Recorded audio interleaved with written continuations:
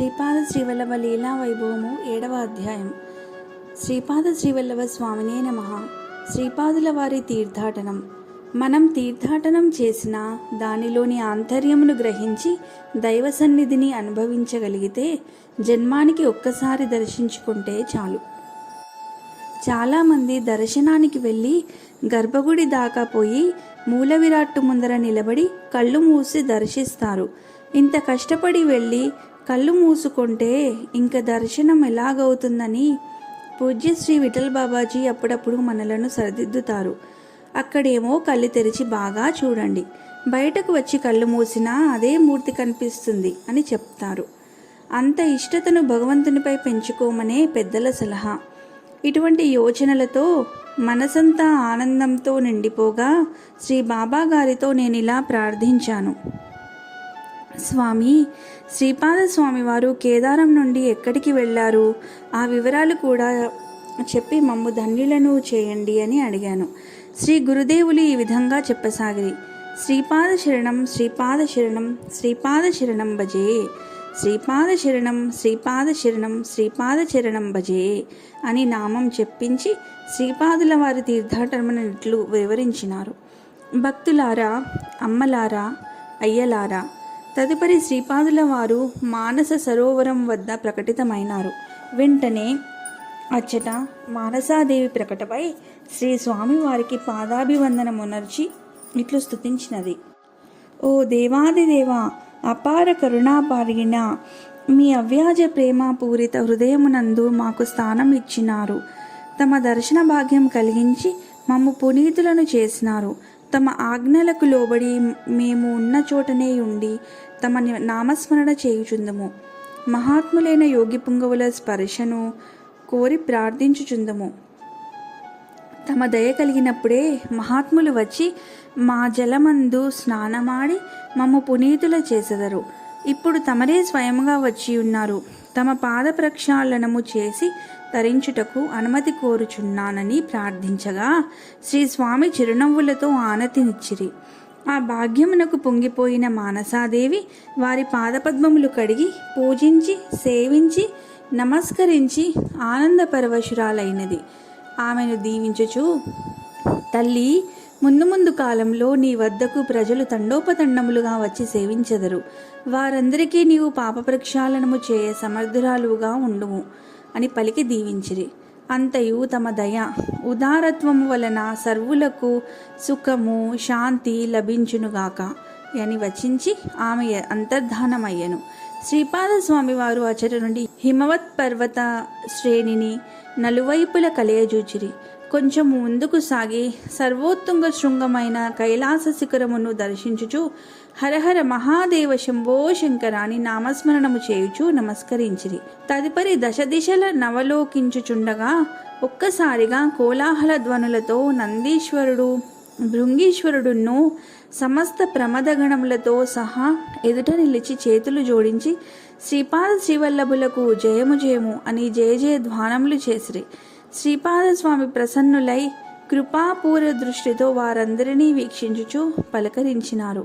నందీశ్వరుడు ప్రార్థనాపూర్వకముగా చేతులు జోడించి, దేవాదిదేవ, దివ్య ప్రభువ, కరుణావరణాలయ, కైలాసమునకు స్వాగతం సుస్వాగతం. మా ప్రభు శ్రీ శంకర భగవానులు తమరిని సగౌరవంగా కైలాసమునకు తోడుకొని రమ్మని మాకు ఆజ్ఞాపించి ఉన్నారు.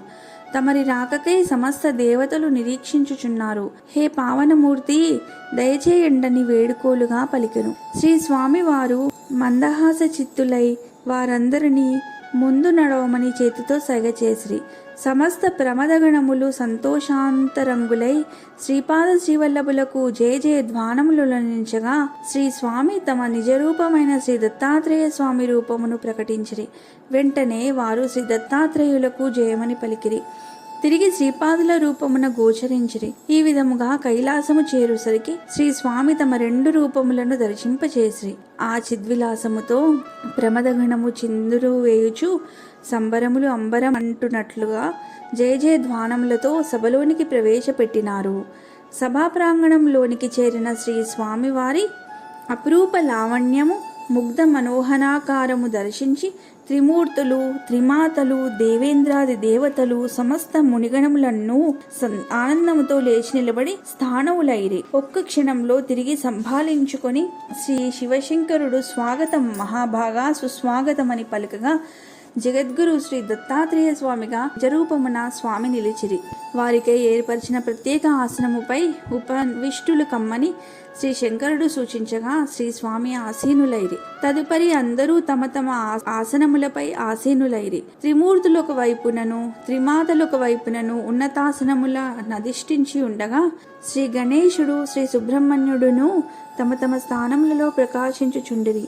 సనకాది ఋషులు, సప్త ఋషి మండలి, సకల ప్రజాపతులు, దేవేంద్రాది అష్టదిక్పాలకులు, నాగులు, గంధర్వ, యక్ష, కిన్నెర, కింపురుష, సిద్ధ, సాధ్య, విద్యాధరాది సకల దేవగణముల వారును ఉచితాసనముల నలంకరించిరి. నారద మహర్షియు తుంబరుడును ఉచితాసనముల నలంకరించి సభకు శోభను చేకూర్చిచుండిరి.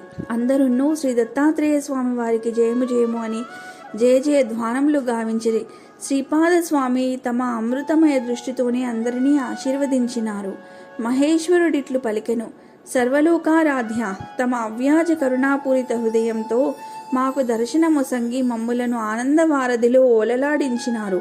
తమరి రాకకై మేమందరము ఎంతో ఆతృతతో వేచి ఉన్నాము అని పలుకుచూ మహేశ్వరుడు జగన్మాత అయిన పార్వతీదేవినొక్కసారి అవలోకించి చూపులతోనే ఆమె హృదయభావమును గ్రహించి ఇరువైపులనున్న బ్రహ్మ, విష్ణు దేవతలందరి వంక చూచి సభలో వారందరి భావములను గ్రహించుకొని శ్రీపాద స్వామి వారితో ఇట్లు సంభాషించసాగిరి. స్తుతిపూర్వకంగా ఇట్లనిరి, సర్వేశ్వరా, ఓంకార స్వరూప, త్రిగుణాతీత, సత్వ రజస్తమో గుణములకు ప్రతిరూపములై ప్రకాశిస్తూ త్రిమూర్తులమని పేరుగాంచిన మువ్వురము మాకు విధించిన సృష్టి స్థితి లయాలను క్రమముగానే నిర్వహిస్తున్నాము. త్రిగుణముల పరిధిలోని విషయములు మాత్రమే మాకు తెలియబడును.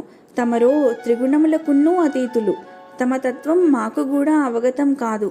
అలనాడు అత్రి మహాముని అవ్యక్తమైన, అనూహ్యమైన, ఆకారరహితమైన నిర్గుణమును దర్శింపగోరి తరించుటయు, తమరి అనుగ్రహం పొంది పుత్రునిగా పుట్టమని కోరుటయు ఈ కల్పమందు జరిగిన అత్యంత విశేష ప్రక్రియ. తమరి వద్ద వరము పొంది ఉన్న విషయమును ఎరగి కూడా త్రిమూర్తులము అనసూయామాతను పరీక్షించు నెపమున పోయి చిన్నతనమును పొందితిమి.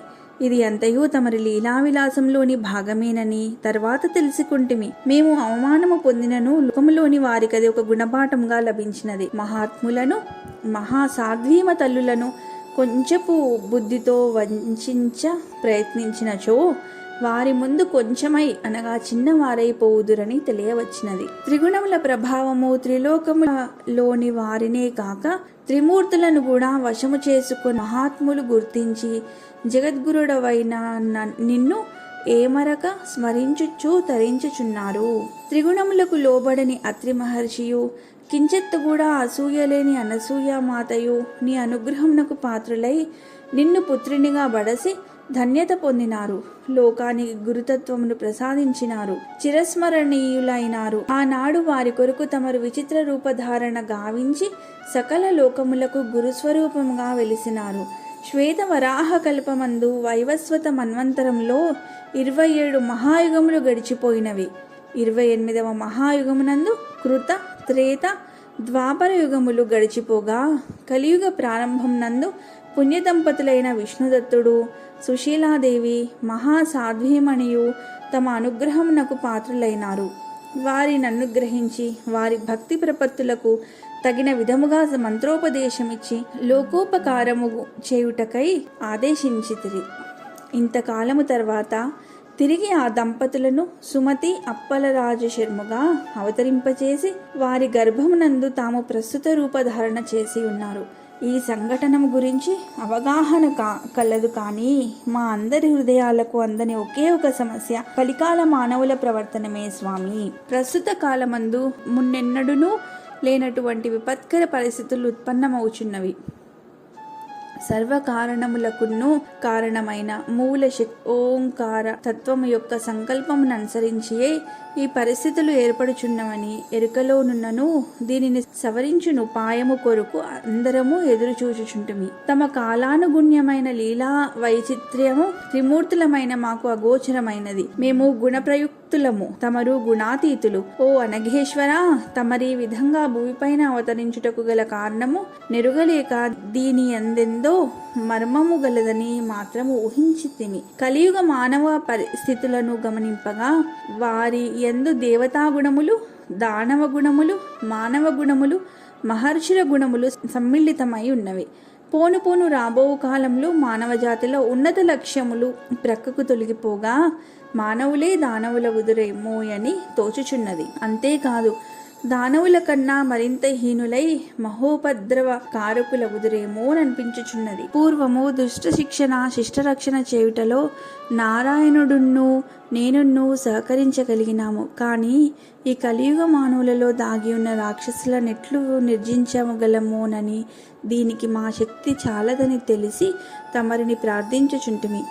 ఈ విధమైన మానవ జాతిని నిర్మూలించకనే సన్మార్గంలోనికి మళ్లించి ఉద్ధరించే ప్రయత్నంలో మనకొక నిర్దిష్టమైన ప్రణాళిక కావలసి ఉన్నది.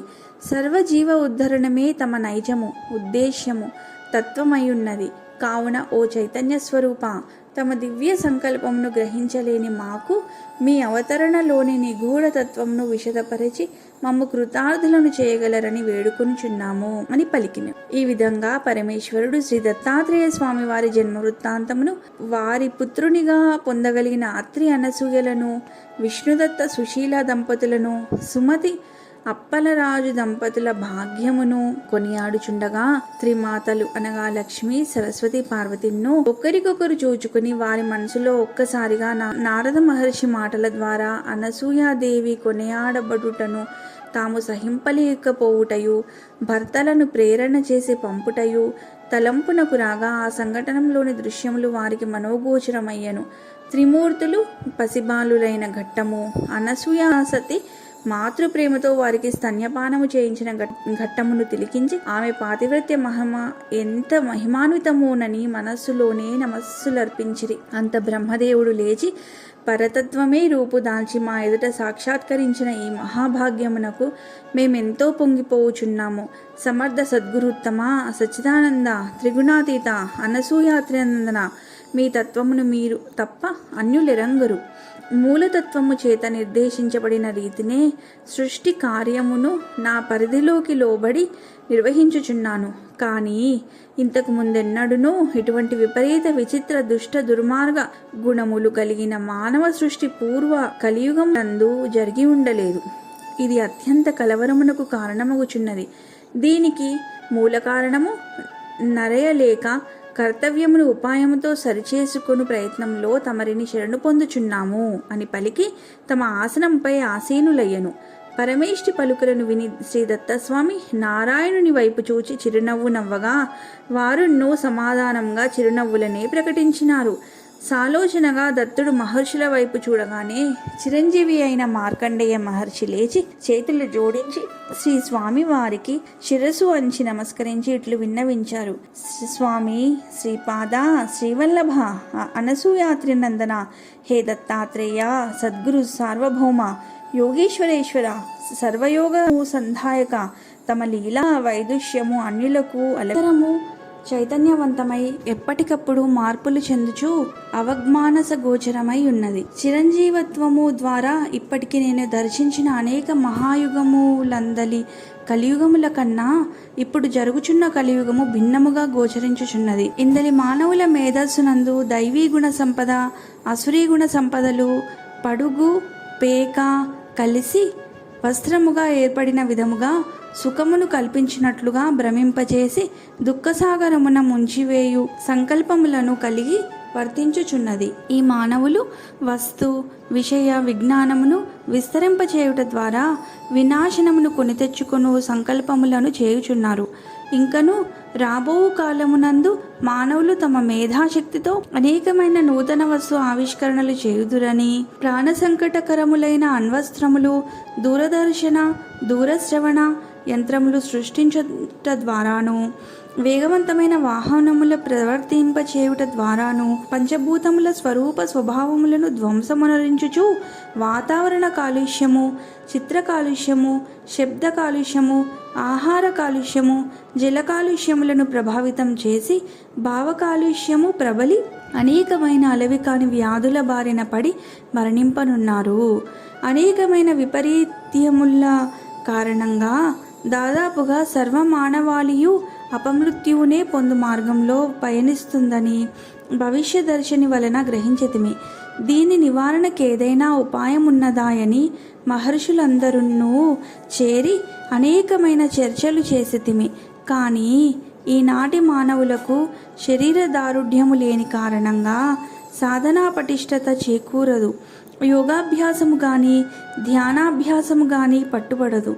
శరీర బలం లేని కారణంగా మానసిక బలమున్నూ తక్కువే.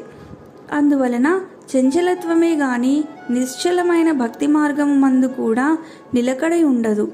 ముఖ్యముగా శీల సంపదను కాపాడుకునవలెనను జ్ఞానం ఉండదు. తల్లిదండ్రుల ఎడల ప్రేమ గౌరవ భావములు లేక హింసా ప్రవృత్తిని కలిగి ఉందురు. ఇక గురువుల పట్ల గౌరవము భక్తి అసలే ఉండదు. భగవంతుని వలన తమకు జన్మ లభించిన విషయమును మరచి సంచరించెదరు. ఈ పరిస్థితులను ఎట్లా చక్కబరచే భూలోక ధర్మ సంరక్షణ చేపట్టేదవో సృష్టికి మూలమైన నీకే ఎరుకయని అందరము సామూహికంగా నిన్నే ప్రార్థించుచుంటిమి. మా ప్రార్థన ఆలకించి నరరూపము ధరించి వచ్చితివి. నీ ముగ్ధమోహన రూపముతో కలిదోష నివారణ మెట్లు చేసి చూపెదవోనని వేచియుంటిమని విన్నపము శ్రీ స్వామివారికి వినిపించెను. అంత దరహాసవదనంతో వారందరినీ వీక్షిస్తూ శ్రీవారి చూపులు జాబాలి మహర్షిపై నిలచినవి. శ్రీ స్వామివారు తమకవకాశం ఇచ్చినారని ఎంతో ఆనందంతో ఆ మహర్షి లేచి వారి యొక్క వినతిని శ్రీ స్వామివారికిట్లు వినిపించిరి. దయాసాగర, ప్రేమస్వరూప, అత్రినందన, అద్భుతమైన శ్రీ దత్తాత్రేయ రూపము కన్నా ఈనాటి శ్రీపాద శ్రీవల్లభుల రూపమే ఒక విశిష్టతను సంతరించుకుని అనిర్వచనీయమైన ఆనందమును సర్వులకు కలిగిస్తున్నది. దేవదేవా కరుణాసింధు, నీ లీలలు మాకు తెలియ నలవి కానివి అయినను తెలుసుకోవాలని సర్వులకు కుతూహలము మెండుగా ఉన్నది. దేవ ముని గణములకే ఆ లీలలు వింతగా గోచరిస్తుండగా మరి అజ్ఞానబద్ధులమైన మానవులేపాటి తెలుసుకొనగలరయ్యా? మాకు చాలా ఆశ్చర్యమును గొలుపుచున్నది ఈ విషయం. ఈ కలియుగమందలి మానవులు జ్ఞానదూరులు, భక్తి లేశమాత్రము లేనివారు. ఒకవేళ లేశమాత్రం భక్తి కలిగి భగవంతుని అర్చించినా స్వప్రయోజనం కొరకు స్వార్థభావంతోనే కానీ వేరు ఆశించి మాత్రం కొలవరు. రాబోవు కాలంలోని మానవులు తామే సృష్టికర్తలుగా భావించి గొప్పలు చెప్పుకొనుచుందురు. తమను సృష్టించిన వాడొకడున్నాడని విస్మరింతురు. కనబడుచున్న తల్లిదండ్రులనే తిరస్కరించువారు కనబడని భగవంతుని అసలే ఒప్పుకొనక నాస్తికులై చరించెదరు. కర్తవ్య పాలనము, స్వామి భక్తి, న్యాయవర్తనము, ధర్మరక్షణము అనునవి లోపించి సర్వులు ధనపిశాచి యొక్క కబంధ హస్తములలో చిక్కుకొని సుఖలాలసాలతో ప్రవర్తించెదరు. ఈ శరీరములు క్షణభంగురములన్న మాట విస్మరించి శాశ్వతంగా సుఖ సంపదలు ఏర్పరచుకొనుటకు అనేక వక్ర మార్గముల ధన సంపాదన చేయుదురు. గురువులను, భక్తి కలిగిన వారిని అవహేళన చేయుదురు. యజ్ఞ యాగాది క్రతువుల నిరసించి ఆత్మస్థుతి, పరనింద మొదలగు అపమార్గమునందు చెరించుచు మరణ మాసన్న మగు వరకు ఆశ అను దానిని వదలరు. ఇటువంటి మందబుద్ధులను, జడులను ఏ విధంగా ఉద్ధరించదవోనని మేమందరము నిరీక్షిస్తున్నాము అని తమ లోక కళ్యాణకాంక్షలను విన్నవించెను. తదుపరి వశిష్ఠుల వారు లేచి శ్రీ స్వామివారికి చేతులు జోడించి నమస్కరించి ఇట్లు ప్రస్తావించిరి. త్రిభువన పాల, సర్వలోక పాలక, సమర్థ సద్గురు, ఓంకార స్వరూప, నీవు సర్వజ్ఞుడవు. ఈ కలికాలమునందు మానవులు ఎదుర్కొను సమస్యలను ఆవలోకించగా మా మహర్షుల ఆవేదన అధికమగుచున్నది. మధ్యంతర ప్రళయమునకు దారితీయునట్లు తోచుచున్నది. సమాధానము తోచకున్నది. ఇప్పటి వరకు ధర్మహాని జరుగునప్పుడల్లా మూలతత్వం యొక్క సంకల్పానుసారము శ్రీ మహావిష్ణువు అవతార ధారణ చేయుట ద్వారా దుష్ట శిక్షణ ధర్మరక్షణ జరుగుచున్నవి. ఈ కలియుగమందు మీరు స్వయముగా నరరూప ధారణ గావించినారు కదా. మీ దివ్య ప్రణాళికలు మీకే అవగతములు. దయాసాగర మానవులు మా సప్త మహర్షుల మరియు ఇంత ఋషి సంతతులమని గోత్రోచ్చాటన ద్వారా చెప్పుచున్నారు. మా సంతతిగా ఆచరించవలసిన ఆచార వ్యవహారములు మానవత్వపు విలువలను పాటించక భ్రష్టులైపోవుచుండుటను చూడలేకున్నాము. స్వామి, వీరికి తరుణోపాయమును తెలియజేయవలసినదిగా తమరిని ప్రార్థిస్తూ తమ ప్రణాళికలో మా వంతు చేయవలసిన కర్తవ్యమును ఆదేశించిన ఎడల ధన్యులమయ్యదమని సవినయంగా అన్నారు. ఈ అధ్యాయం చాలా పెద్దదిగా ఉండడం వలన 2 భాగములుగా చేసి ఈ అధ్యాయాన్ని ఇంతటితో నిలిపివేసి 2వ భాగాన్ని వచ్చే వారం చదువుతాము.